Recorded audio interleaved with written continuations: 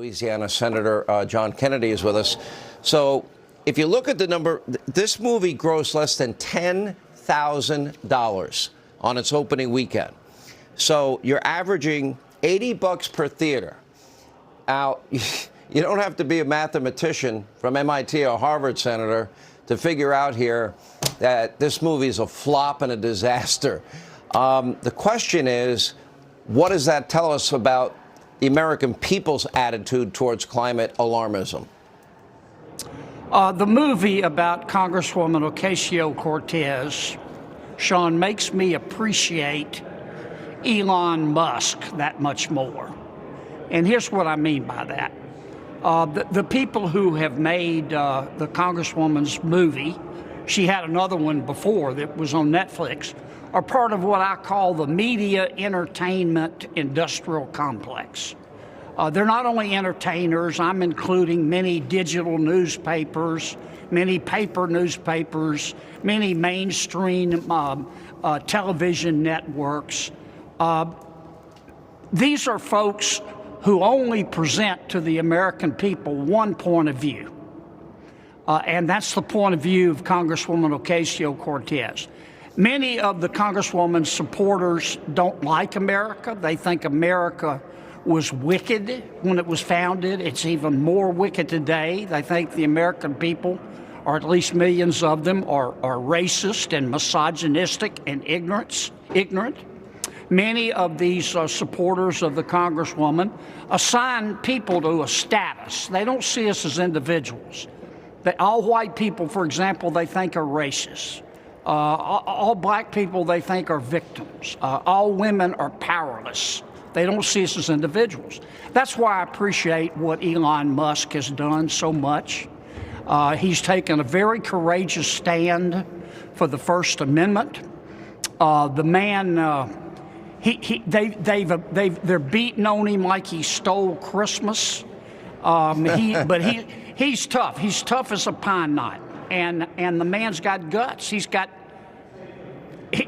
oranges the size of beach balls. And thanks to Elon Musk. Thanks to Elon Musk. You're right. We're going to have to get some new conspiracy theories because the old ones turned out all to be true.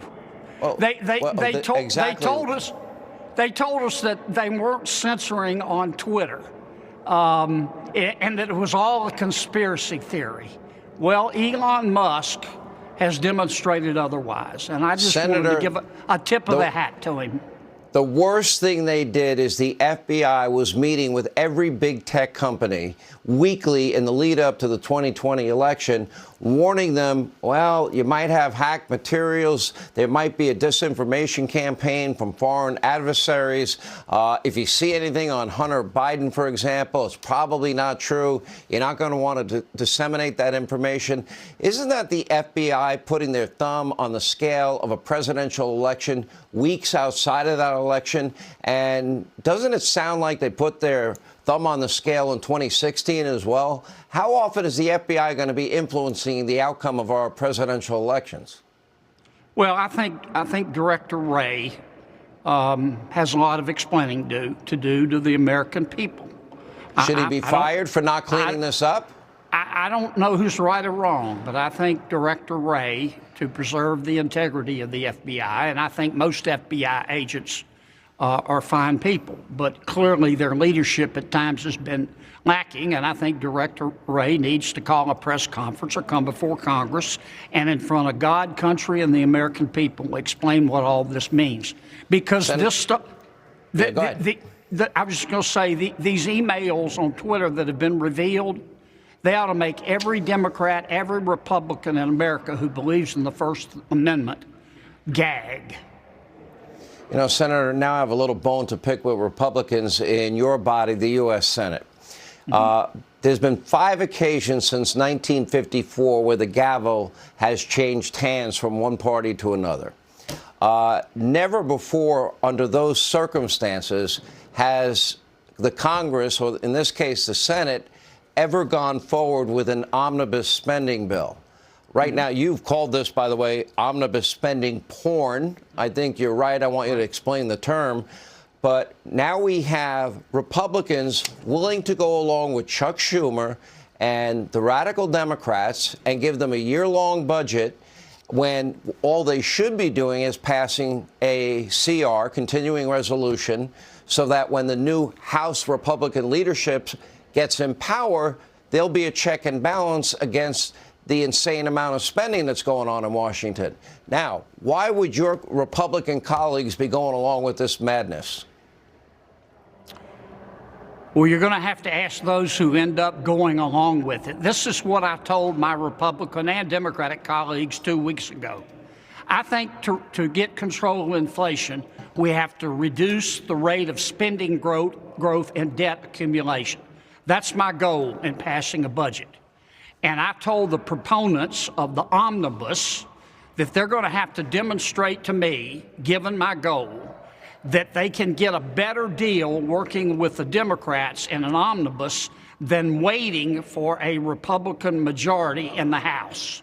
That's what they're going to have to show to me. Now, I'm on the Appropriations Committee.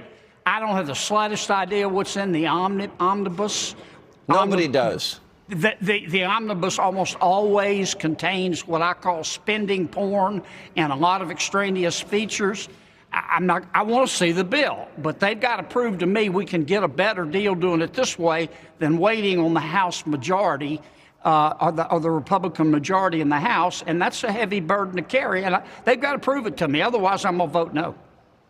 There's no way they can prove that to you. You know it, and I know it, and any Republican that goes along with this is buying into Democratic madness. It's really, I can't believe the lack of understanding of what a Republican majority in the House means to spending, and they should be thinking of all of this on their own and not needing a talk show host to remind them. Senator, good to see you, my friend. Merry Christmas. Thank you, Sean. You too.